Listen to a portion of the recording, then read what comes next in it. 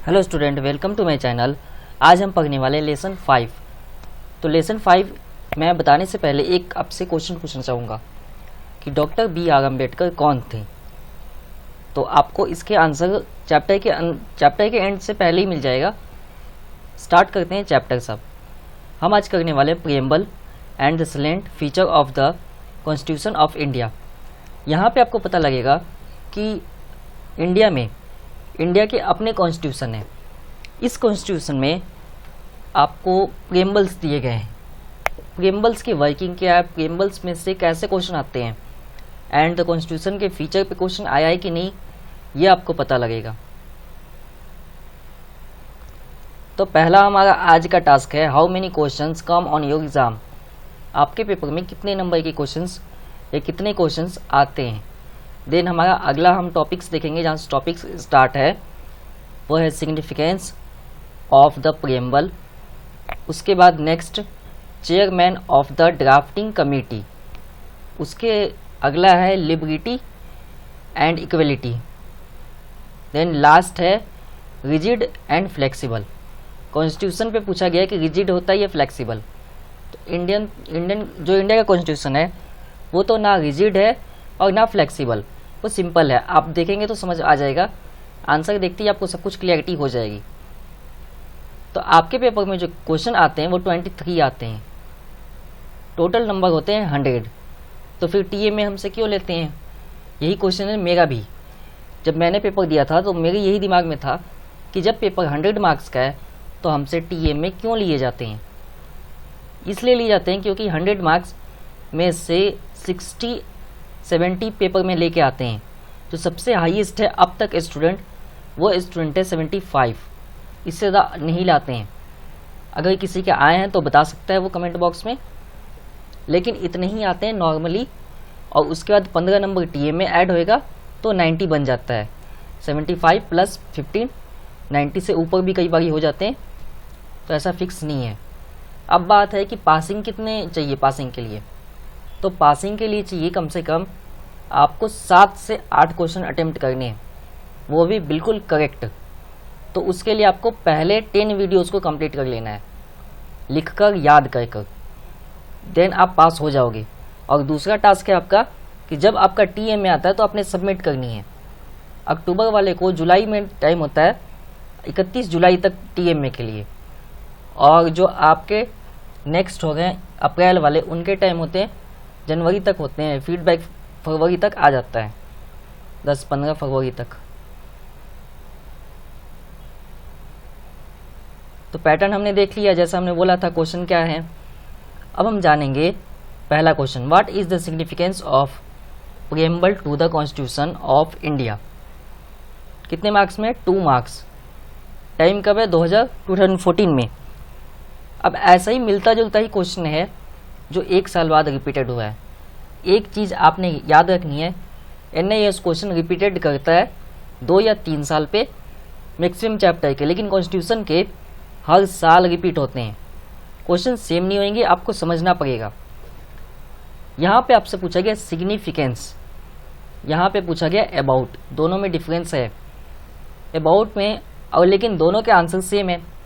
अब आप कहेंगे दोनों वर्ड में डिफरेंस है तो आंसर कैसे सेम होगा, आंसर भी अलग होना चाहिए।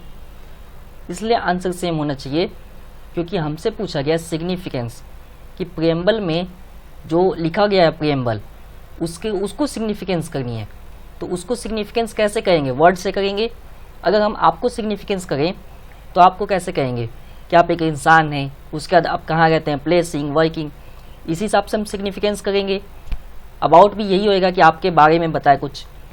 अब आप समझ चुके होंगे दोनों में आंसर सेम क्यों है, तो ऐसे क्वेश्चन समझना पड़ेगा।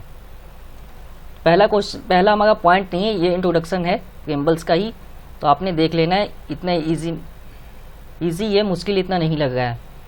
अ preamble is an introductory and explanatory statement in a document. बिल्कुल एक प्रकार का डॉक्यूमेंट है, एक्सप्रेस किया जाता है, जिसमें फिलॉसफी ऑफ द कॉन्स्टिट्यूशन है, पूरी कॉन्स्टिट्यूशन को लिखा गया है। इतना ही काफ़ी है, बाकी आप यहीं तक लिख लीजिए, बाकी इतना इम्पोर्टेंट नहीं है। कॉन्स्टिट्यूशन में कई सारे फैक्ट हिस्टोरिकल फैक्ट दिए गए हैं उसमें, ऐसा नहीं है। अब बात करते हैं जो हमसे क्वेश्चन पूछा गया था 2 मार्क्स में।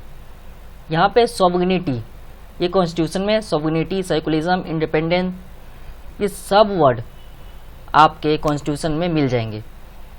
तो सॉवरेनिटी की मीनिंग होती है सत्ता, जहाँ से गवर्नमेंट ऑपरेट करते हैं, पूरे के पूरे आपके सिटीजन्स पे शासन की जाती है।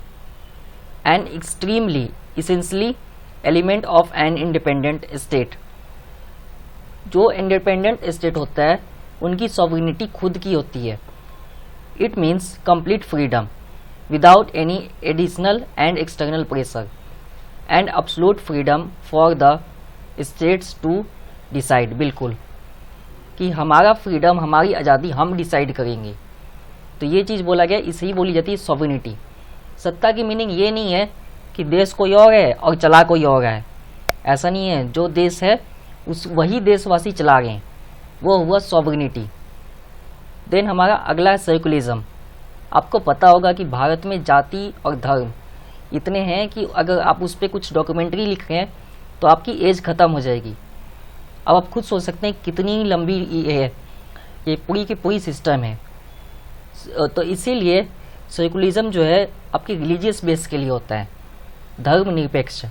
हिंदी में कहते हैं इसे कि किसी भी धर्म को, कोई भी जो रिलीजियस होता है उसे किसी भी प्रकार की रोक टोक नहीं होती कॉन्स्टिट्यूशन की तरफ से, ना ही एडमिनिस्ट्रेटिव की तरफ से, क्योंकि हमारा जो कंट्री है वो डेमोक्रेसी है। प्लस जो जिस रिलीजन का है उसे उसी रिलीजन में रहने के लिए, उस रिलीजन को अपनाने के लिए, उसके जो पूजा पाठ है वो सब करने के लिए पूरी परमिट है। ऐसा नहीं है कि नहीं रोका जाता है, ऐसा रोक टोक नहीं होता। प्लस अगर कोई बड़ा ओकेज़न है रिलीजियस का तो उसमें गवर्नमेंट सिक्योरिटी भी देती है। लाइक आप ले लो कई सारे, जैसे दुर्गा पूजा हो गया उसमें होती है सिक्योरिटी, फिर नमाज हो गए ईद के वहाँ होती है सिक्योरिटी। फिर उसके बाद आप ले लो कि जो आपके हो गए सिख, वहाँ उनके बर्थ होते हैं गुरु के, तो वहाँ भी सिक्योरिटी दी जाती है। कई बार तो भीड़ ज़्यादा होने के कारण आर्मी भी बुलाए जाते हैं। तो आप समझ चुके होंगे सेकुलरिज्म क्यों यहाँ पे है और इसकी वैल्यू प्रीएम्बल में क्यों है। सॉवरेनिटी की भी पता लगी और सेकुलरिज्म की भी। लास्ट पॉइंट हमसे पूछे गए थे 2 नंबर में, तो ऐसा नहीं है पूरा जितने आपके वर्ड है उसमें प्रीएम्बल में सबकी मीनिंग बता दो, ऐसा नहीं करना है, मार्क्स कट जाएगा। 2 पूछे 2 ही बताओ, एक ऊपर हेडिंग, एक नीचे आपकी एंडिंग करनी है कंक्लूजन से अच्छा सा, ताकि लगे कि हाँ ये स्टूडेंट को नॉलेज है। दूसरी बात, वर्ड को अंडरलाइन कर लिया करो, जैसे मैंने किए। 2 नंबर में 4-5 वर्ड कर लो, जैसे कि ये सारे इंपॉर्टेंट वर्ड है। अब जहाँ जहाँ सेकुलरिज्म है वहाँ भी कर सकते हो, ऐसा कंपल्सरी नहीं है। Be no religion in every state in India, the state will not encourage any religion through the most paddy. अब हर स्टेट में अलग अलग रिलीजन है, उन्हें इनक्रीज या फिर कह लें इनक्रीज नहीं की जाती, कि नहीं उन पे किसी प्रकार का रिलीजन्स पे प्रेशर नहीं होता कि नहीं जैसे गवर्नमेंट ऐसे करो या कुछ भी करो, ऐसे कोई किसी भी प्रकार की प्रेशर नहीं होती। Question number 2, for how many days had constituent assembly meet prepare the constitution of India, in which year was constitution enforced. ये क्वेश्चन 2016 में आया हुआ 2 नंबर में, 1 साल बाद फिर रिपीटेड है। अब आपको मैं यही बता दे रहा हूँ, पहला ये आपका 5वां, आपका हो गया 6ठा, ये चैप्टर वो हैं 3 जो रेगुलर रिपीट होते हैं पॉलिटिकल में। अगर ये निकाल दिया जाए तो +2 की पॉलिटिकल वैल्यू खत्म हो जाएगी। जो इंडियन पॉलिटिकल है वो उसमें रहेगा ही नहीं कुछ। ये बहुत इंपॉर्टेंट है, इसलिए आते हैं इसमें से। अब क्वेश्चन देखते हैं फटाफट। इसमें पूछा गया है जो आपके ड्राफ्टिंग कमेटी के हेड थे कॉन्स्टिट्यूशन में कौन थे, कितना टाइम लगा प्रिपेयर होने में। 2 क्वेश्चन ही है बस, भारत के संविधान कितने समय में तैयार किया गया था। सिंपल 2 ही क्वेश्चन है और 1 साल की गैपिंग है। तो ड्राफ्ट कमेटी प्रेजेंट, यहाँ पे ड्राफ्टिंग आप लिख सकते हैं आगे, draft committee present of constitution assembly doctor B.R. Ambedkar. मैंने स्टार्टिंग में आपसे पूछा था डॉक्टर B.R. अम्बेडकर कौन है, तो अब यहाँ पे आपको आंसर मिल गया, क्वेश्चन भी मिल गया, कब आया वो भी मिल गया, तो कुछ ज़्यादा ही मिल गया ना। It took 2 years 11 months 18 days to get constitution ready. इतना टाइम लगा है, 2 साल 11 महीने 18 दिन। It was adopt 26 November 1949 and implement on 26 January 1950। तो इम्प्लीमेंट आपको पता लग चुका होगा कब हुआ, और हम 1949 को ही मना लेते हैं कॉन्स्टिट्यूशन डे, क्योंकि हम 26 जनवरी को तो रिपब्लिक डे मनाते हैं ना, इसीलिए। अब आपसे पूछा गया, यहाँ पे थोड़ा समझने वाला क्वेश्चन है, तो आपने ध्यान से समझनी है ना, तो कुछ भी समझ नहीं आएगा, फिर आंसर आपको लगेगा मैं कुछ और करा रहा हूँ, क्वेश्चन कुछ और है। Explain the preamble goal of liberty and equality. Normally जो लिबरल लोग होते हैं वो स्पेशली मॉडर्न लाइफ, उन्हें कहते हैं मॉडर्न लाइफ या मॉडर्न थॉट सम कह सकते हैं। आप 4th चैप्टर में ऑलरेडी कर आए हैं, तो आपको पता होना चाहिए चीज़। अगर नहीं तो एक बार फिर से उसे देख लीजिए, आपको समझ आ जाएगा। तो यहाँ पे इसीलिए हमने अगले पॉइंट में फ्रीडम लिखा है, तो आप फ्रीडम जहाँ जाए वहाँ पे इरेज कर लिबर्टी लिख सकते हैं, कोई इसमें प्रॉब्लम्स नहीं है।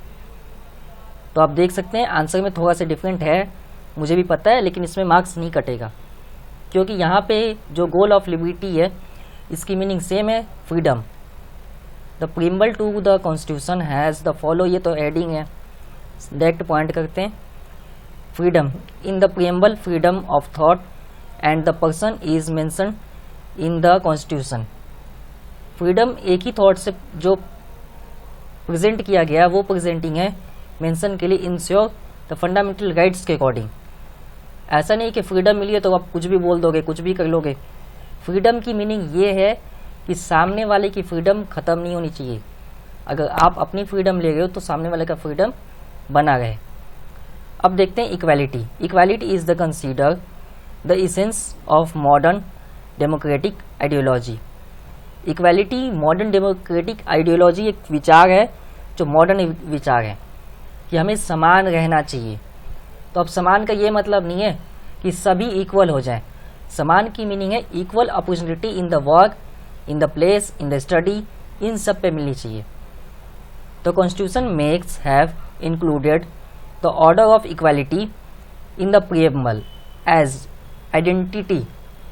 एक आइडेंटिटी है इक्वालिटी में, समझ में आ गई बात कि एक इक्वालिटी की आइडेंटिटी है। अब देखते हैं last lining, all citizen of India should behave equal and have equal protection law. बिल्कुल, do not discrimination on the basis of caste, clan, birth, religion and gender. इन सब के बेसिस पे भेदभाव नहीं होता। इक्वालिटी लॉ के अकॉर्डिंग है और लॉ को प्रोटेक्ट किया जाता है। तो आपके हो चुके हैं क्वेश्चन नंबर 3 भी। ये लास्ट क्वेश्चन है, क्वेश्चन नंबर 4। ये क्वेश्चन बुक के ही अकॉर्डिंग है, टॉपिक के अकॉर्डिंग। जो सबसे इंपॉर्टेंट टॉपिक है उनमें से मैंने ये सिलेक्ट किए क्वेश्चन। तो आप देख सकते हैं टॉपिक में से क्वेश्चन बनाया, 2 नंबर में ही आएगा अगर आया तो। Is the Indian constitution of India rigid और फ्लेक्सिबल। अब ऐसा कहना बड़ा मुश्किल है कि रिजिड है कि फ्लेक्सिबल है। आप खुद ही आंसर देखिए, आप खुद जज कीजिए कि कैसा है। Mention any two a brevity argument. 2 number में ये पूछा गया कि भारत का संविधान कठोर है या लचीला, समझाइए 2 नंबर में। तो आपने अगर पढ़ा है चैप्टर तो समझाइए, फिर नहीं तो देख के लिख लीजिए। Indian constitution is a unique example of combination of rigidity and flexibility. Rigidity भी है और फ्लेक्सिबिलिटी भी है इंडियन कॉन्स्टिट्यूशन में। A constitution is called rigid और flexible based on the amendment process. Flexible हम कह सकते हैं क्योंकि अमेंडमेंट के द्वारा हम उसे चेंजेस कर सकते हैं। रिजिड कि नहीं भाई वो इम्प्लीमेंट होएगा, अगर गलती होती है तो सामने वाले को पनिशमेंट भी मिलेगा। देन अगला पॉइंट है, a rigid constitution can't be easily amend. Rigid कभी भी अमेंड नहीं हो पाता। और ये कुछ एग्जाम्पल है जहाँ रिजिड अभी है। यूएस, स्विट्जरलैंड, ऑस्ट्रेलिया, ये 3 मैंने कंट्री सेलेक्ट किए हैं, और भी हैं तो इतना बता दूं फिर उसके बाद याद भी नहीं होगा। ये 3 आप हमेशा सुनते रहते हैं, आपको याद भी हो जाएगा, इसलिए लिखा है 3। तो इस जगह पे रिजिड है। यूके में फ्लेक्सिबल है, क्यों फ्लेक्सिबल है? वहाँ पे सीधा जो भी अमेंडमेंट करनी होती है सीधा जनता को बुलाया जाता है, सिटीजन को वोटिंग कराई जाती है। वोटिंग में जो रिजल्ट आए तुरंत हो जाएगा उसी टाइम डिसीजन। अब इंडिया में ऐसा नहीं है, इंडिया में लॉन्ग प्रोसेस है अमेंडमेंट का। 3 मेथड है, यहाँ पे लिख भी दिया गया 3 मेथड है। पहला किया है कि आपका लोकसभा, राज्यसभा, देन प्रेसिडेंट, तीनों जगह अगर क्लियर हो जाएगा, फिर उसके बाद भी अगर वो बड़े लेवल का बिल है तो उसमें तो स्पेशली जुडिशरी रिव्यू भी हो जाएगा, यानी उसमें चौथा लेवल भी इन्वॉल्व है कि जब पहले इम्प्लीमेंट था तो अमेंडमेंट क्यों किया गया, उसकी रिव्यू ली जाएगी, फिर उसमें भी सक्सेस निकलेगा तब उसके बाद इम्प्लीमेंट होएगा। तो ऑलरेडी समझ चुके होंगे आप कितना टफ है इंडिया में। तो इसलिए आप कह सकते हो रिजिडिटी भी है और फ्लेक्सिबल भी है। ये पूरा का पूरा बताया गया 2/3, ये पूरी डिटेलिंग दी गई है कि कैसे चेंजेस होते हैं कोई भी बिल अमेंडमेंट के द्वारा, जो मैंने आपको बता दिया। तो आपका चैप्टर कंप्लीट है, 15 मिनट 16 मिनट में कंप्लीट हो गया है। उम्मीद आपको समझ आया होगा। फिर भी कोई डाउट्स रह जाते हैं स्टूडेंट्स के कि नहीं कुछ क्वेश्चन रह गए हैं, कोई टर्म्स रह गया, या हो जाता है कि नहीं हम पेपर कैसे प्रेजेंट कर पाएंगे। तो अगर इससे रिलेटेड कोई भी क्वेश्चन हो तो कमेंट बॉक्स आपके लिए, उसमें लिखिए। अगर आप नए हैं, देख रहे हैं कॉन्स्टिट्यूशन, तो चैनल को सब्सक्राइब कीजिए ताकि आप सभी वीडियो को देख पाएँ। और हर एक वीडियो की प्लेलिस्ट बनी हुई है चैप्टर्स की। तो देखने के लिए धन्यवाद, अगले वीडियो में मिलेंगे।